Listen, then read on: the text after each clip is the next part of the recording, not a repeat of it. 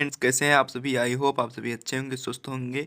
आज की इस वीडियो में बात करने वाले हैं पुष्प की संरचना। तो फ्रेंड्स, अगर आपने वीडियो को लाइक नहीं किया है तो अभी तक तो कर दीजिए। चैनल पर नए हैं तो चैनल को सब्सक्राइब कर दीजिए। तो हम बात करते हैं पुष्प की संरचना। किस प्रकार से पुष्प की संरचना होती है और किस प्रकार पुष्प पुष्प में जनन होता है और उसके बाद में बीज का निर्माण होता है। तो सबसे पहले हम बात करते हैं पुष्पासन की और पुष्पवृंत की।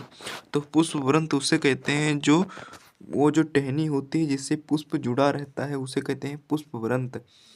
जो डंडे की एक डंठल की आकार की होती है, इसे कहते हैं पुष्पवृंत। जो आप देख पा रहे हैं ये और जो पुष्पासन होता है जिस पर पुष्प स्थित होता है, यानी पुष्पासन, पुष्प माने आसन, और पुष्प जिस पर आसित होता है मतलब जिस पर ठहरा होता है, उसे कहते हैं पुष्पासन। आप देख पा रहे होंगे चित्र में। अब हम बात करते हैं बाहरी दलपुंज। दलपुंज जो होते हैं बाहरी, जो फूलने के पहले जो उसे फूलने के पहले फूल को जो बाहर से ढके रहते हैं हरे कलर से, वही होते हैं बाह्य दलपुंज।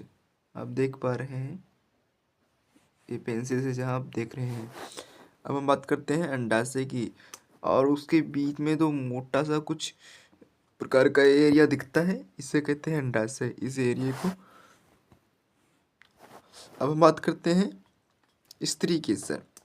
अब अंडाशय स्त्री केसर है, वर्तिकाग्र स्त्री केसर है, वर्तिका स्त्री केसर है। स्त्री केसर के 3 पार्ट और इनके अलग अलग से फंक्शंस हैं।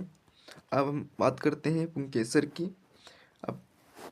अब ये पंखुड़ी, जो पंखुड़ियाँ फूलने के बाद में जो रेड कलर की या ब्लू कलर की जिस तरह का आपका पुष्प होगा, आप पुष्प देखते होंगे ना, तो उसी प्रकार से यहाँ पर तो रेड है फिलहाल के लिए। तो ये जो रेड कलर की जो दिख रही है पंखुड़ी, ये पंखुड़ी इन्हें कहते हैं।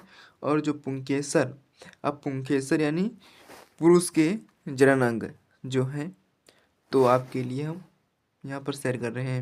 जो आप ये देख पा रहे हैं येलो कलर के, जी है परागकण। जब इन पर कोई चिड़िया या मक्खी या कोई चीज़ बैठती है, जैसे मान लो यहाँ पर बैठ गई, यहाँ पर बैठ गई, अब उसके पंजों में ये दाने फंस गए, ये दाने उसके पंजों में फंस गए, और वो जैसे कहीं गलती से यहाँ पर बैठ गई और यहाँ पर ये दाने गिर गए और यहाँ से इसकी प्रक्रिया चालू। ये वर्तिका के अनुसार यहाँ पर आरती आती हैं और आने के बाद यहाँ पर ठहर जाती हैं। यहाँ पर ठहरने के बाद यहीं पर पूरी प्रक्रिया शुरू होने लगती है जनन की, और यहाँ पर बीज का निर्माण हो जाता है। तो कितना इजी हुआ हमारा ये इतना बड़ा टॉपिक। अब हमें लिखना चाहें तो हम इसे नोट्स के रूप में लिख सकते हैं, जो हमने अभी इसी वीडियो में दिखा दूंगा नोट्स, और वहाँ से आप नोट कर सकते हैं।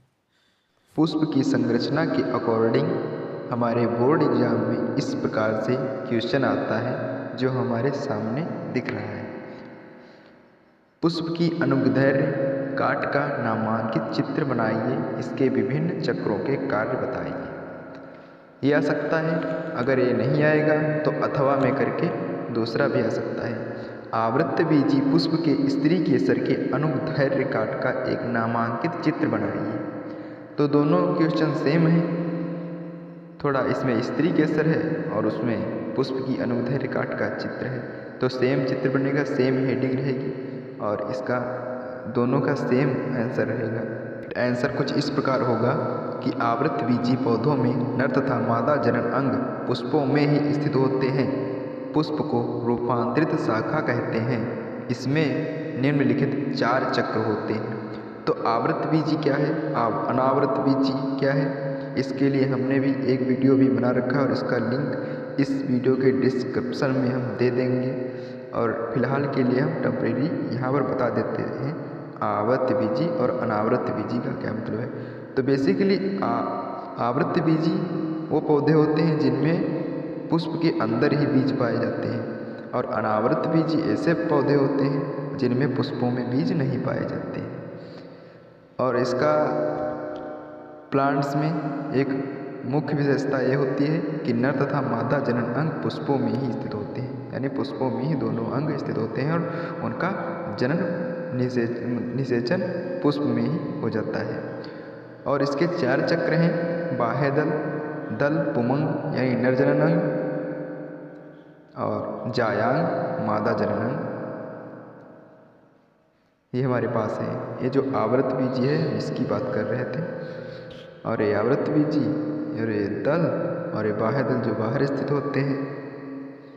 और क्या है इसमें, अब इसे हम हेडिंग के थ्रू समझेंगे आगे इसकी क्या विशेषताएं हैं और क्यों हमें बोर्ड एग्जाम में पढ़ने के लिए अनिवार्य है। बेसिकली ये क्वेश्चन सन 2019 में और सन 2022 में और 23 में और 24 में नहीं आए, 25 में आने के बहुत भारी चांस है, 90% आने के इसके चांस हैं। तो हम आगे चलते हैं और इसकी हेडिंग के थ्रू इसका हम आंसर लिखते हैं। बाह्य दल, दल, पुमंग और जायांग के बारे में डिटेल से समझेंगे। वह हम सबसे पहले विशेष प्रकार का पार्ट जो बाह्य दल, इसके बारे में पढ़ लेते हैं। यह हरे रंग की पत्ती सदृश रचनाओं का चक्र है जो पुष्प के भीतरी चक्रों की रक्षा करता है। बाह्य दल यह हरे कलर का होता है, आप फूलों में देख सकते हैं, और ये भीतरी चक्रों की रक्षा करता है ताकि कोई क्षति न हो सके। दूसरा है दल, यह रंगीन होते हैं तथा परागण की क्रिया के लिए कीटों को आकर्षित करते हैं। थोड़ा यहाँ पर मिस्टेक हो गई है, यहाँ पर परागण के भाग क्या है, परागकोण और परागकोश हमने यहाँ पर परागण लिया है। अब हम यहाँ पर परागण बात करेंगे।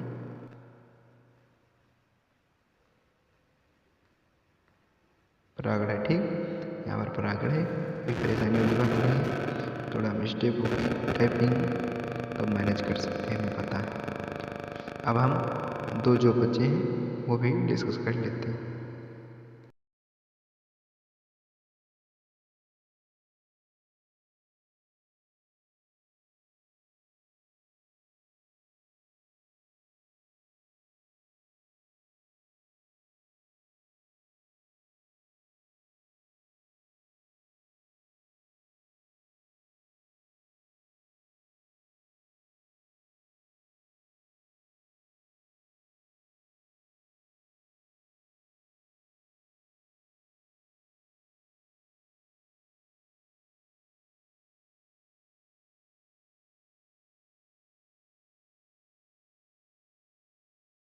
मेरे पास आता है 4th पार्ट यानी लास्ट पार्ट, जायांग मादा जनन अंग। इसके प्रत्येक इकाई को अंडप या कार्पल कहते हैं। कार्पल का निचला फूला हुआ भाग अंडाशय होता है। इसमें भी बीजांड या ओव्यूल होता है। बीजांड में मादा युग्मक या अंड बनता है, बीजांड से बीज बनता है। जब परागकण और अंडाशय में निषेचन होता है तब बीज का निर्माण होता है। तो फ्रेंड्स, हमारी वीडियो की अब